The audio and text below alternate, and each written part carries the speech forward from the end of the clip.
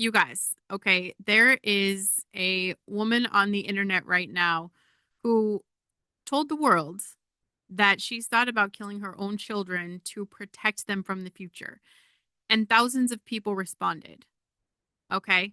And honestly, like nobody responded with concern.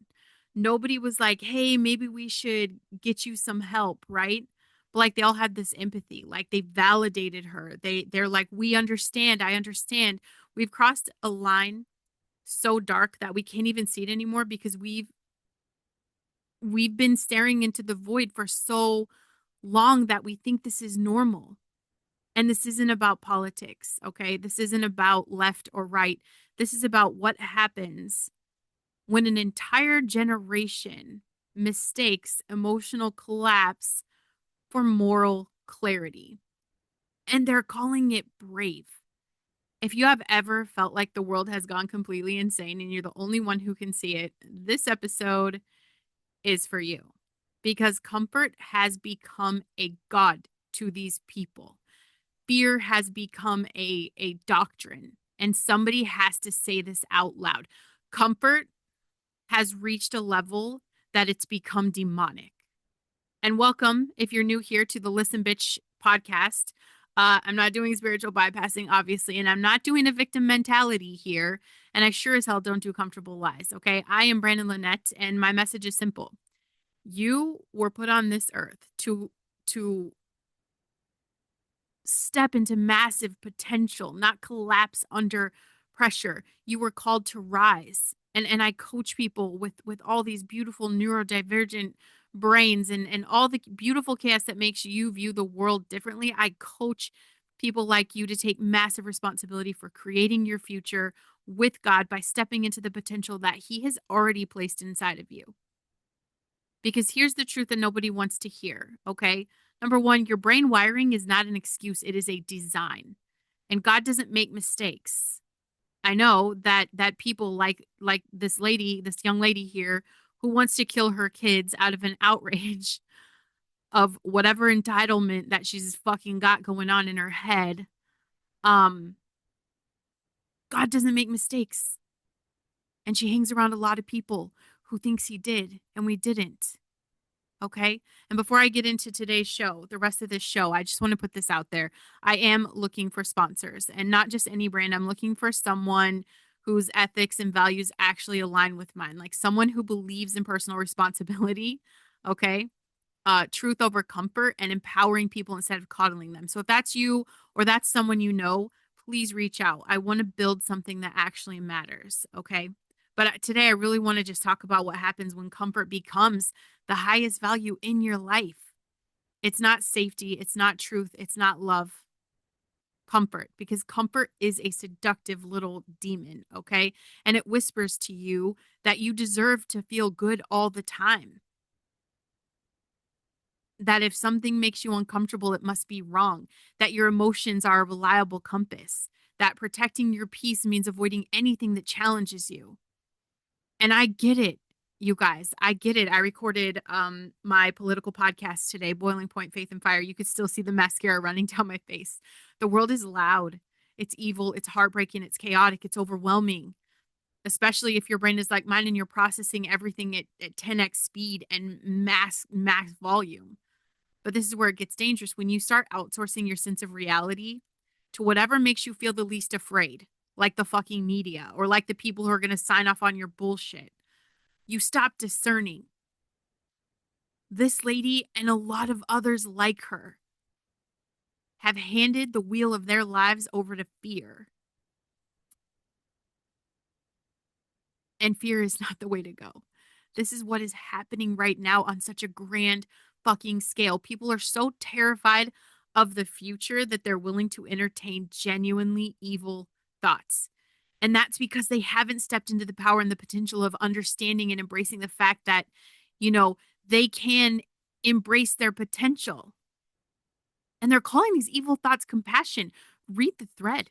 A mother saying she's considering ending her children's lives to spare them is not protecting anyone. This is fucking insane. It's insane. And the amount of insanity that I see of people just signing off on her bullshit. Nobody gives a fuck about her. It's a bunch of virtue signaling. It's a bunch of people without any solid brain mass to form a coherent thought. It's a bunch of victims who have never taken massive responsibility for what happens. And here we are. They think this, this is an act of control, and she's trying to disguise this as love. And this is what happens when fear becomes so totalizing that you cannot see past it. And the scariest part is this fucking culture is rewarding it. It's giving her and people like her a platform. They're validating her bullshit. They're telling her that she's brave. She is not brave. She is broken and absolutely mind fucked up. And instead of helping her get the help she needs, we're enabling the claps because we have decided that feelings are more important than truth. And you guys, this absolutely, okay, it's gonna show up in your daily life because it's not just the extremes, right? It's the small moments. It's when you avoid a hard conversation because it's gonna make someone uncomfortable.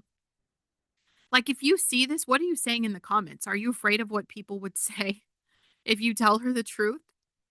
Or maybe your comfort right now is you numbing out with scrolling or shopping or binging because sitting with your own thoughts feels unbearable.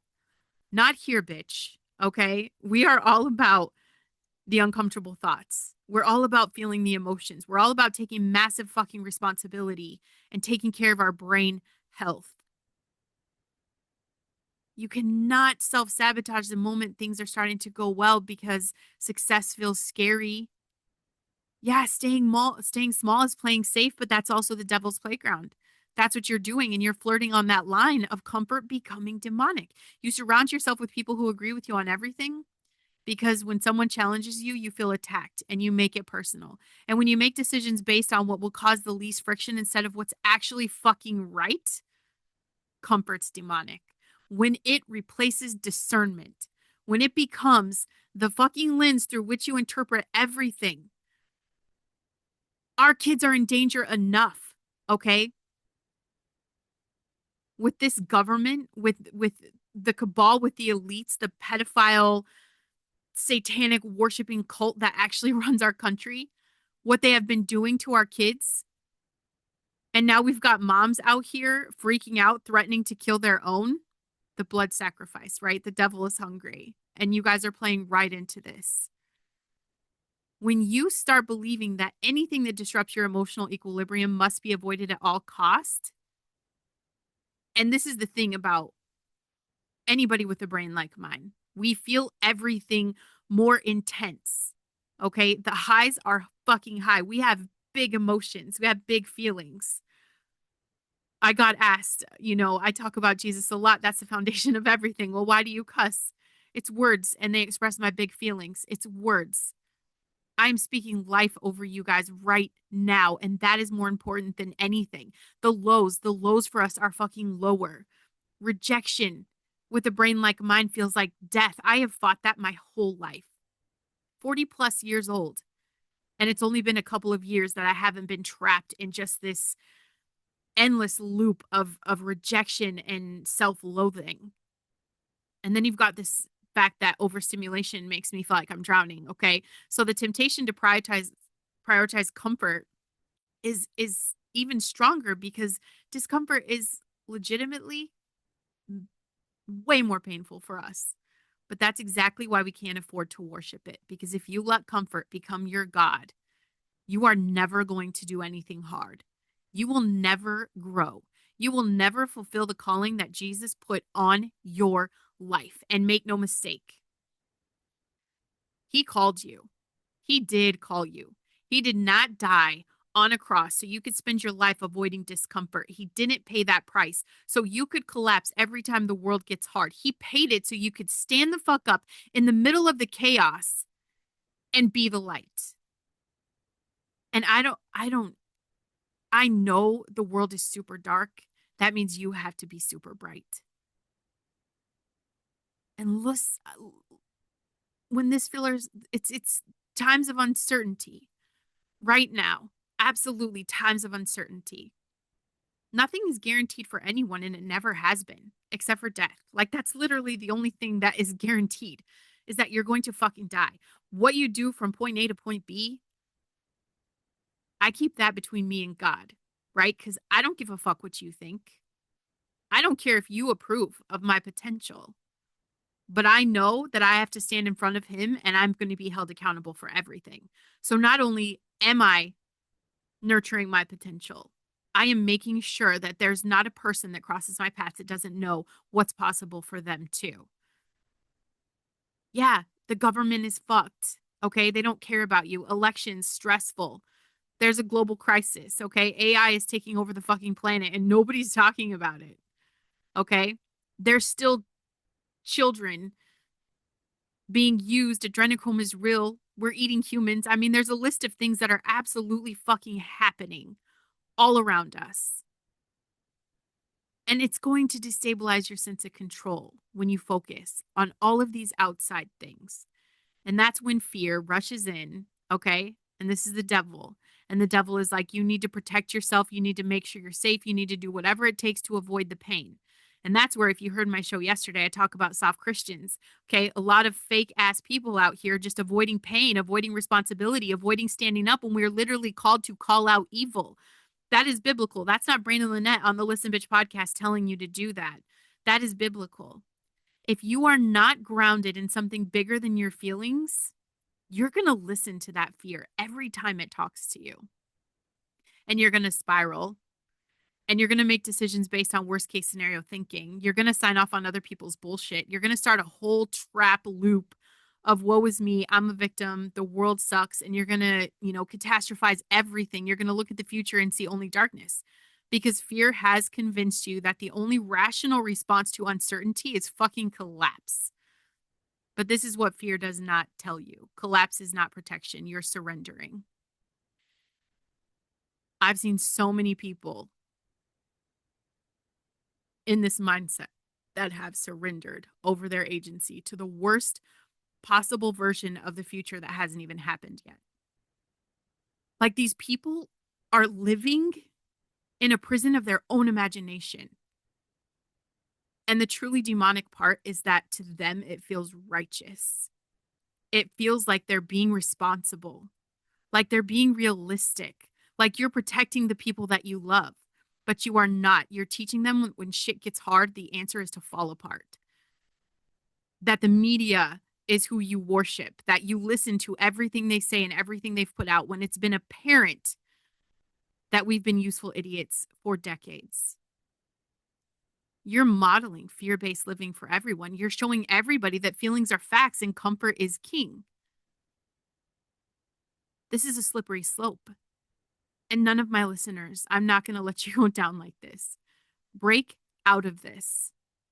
You have to name the bullshit. You have to look at your own life and you have to ask, where am I prioritizing comfort over truth? Where am I making decisions based on fear instead of faith? Where am I letting my emotions run the fucking show instead of using them for what they are, which is just data? It's just information. Your feelings are not the enemy. It's information. But they're not infallible. They're not God. And when you treat them like they are, you end up in a very dark place very fucking fast. You need to build discernment. And discernment is a muscle. I am barely just coming into like a solid level of confidence when it comes to my discernment. I hear it, I feel it in my body. I read the Bible every day to make sure that my discernment is aligned on the right side. On the right side of the split that is happening in the world today, in the spiritual warfare that is happening all around us. It's a muscle. It is not something you either have or you don't. It is something you develop by consistently asking. Ask better questions. I ask myself all the time, is this true or does it just feel true? Is this true or do I just want this to be true? Because I can't understand the alternative if it's not. Is this wise or does it just feel safe? Is it loving or is it just feeling comfortable? Am I acting out of conviction or am I reacting out of fear? And the hardest part of this is that sometimes the right answer is the one that makes you the most uncomfortable. And sometimes the truth is the thing that's going to disrupt your peace. Sometimes love requires you to do the hard thing, to say the hard thing, and to stand in the gap no matter what it costs you. And yeah, it's cost me. It still costs me. And at the end of the day, everything I lose, I look back and I see how much closer I am to gaining a life after death. You have to stop outsourcing your fucking sanity. Can you please stop letting TikTok and the fucking internet tell you how to feel? Stop letting the news cycle dictate your emotional state. Stop letting people who don't share your values shape your worldview.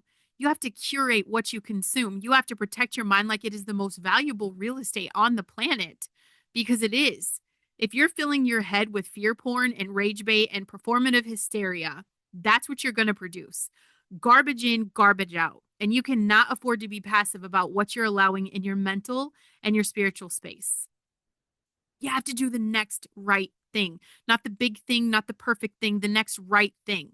The person in front of you who needs help, the conversation you've been avoiding, the boundary you need to set, the responsibility you need to take, the apology that you need to make, the lie you need to stop telling yourself. You don't fix the whole world. You don't solve every problem. You just do the next right thing with discipline, with integrity, and you have to trust that God will multiply it. And you have to remember who the fuck you are and who you came here to be. You are not a product of your circumstances. You are not a victim of anything, especially brain wiring. You are not at the mercy of the culture or the media or the loudest voice in the room. You are a child of the one true King. You were bought with a price.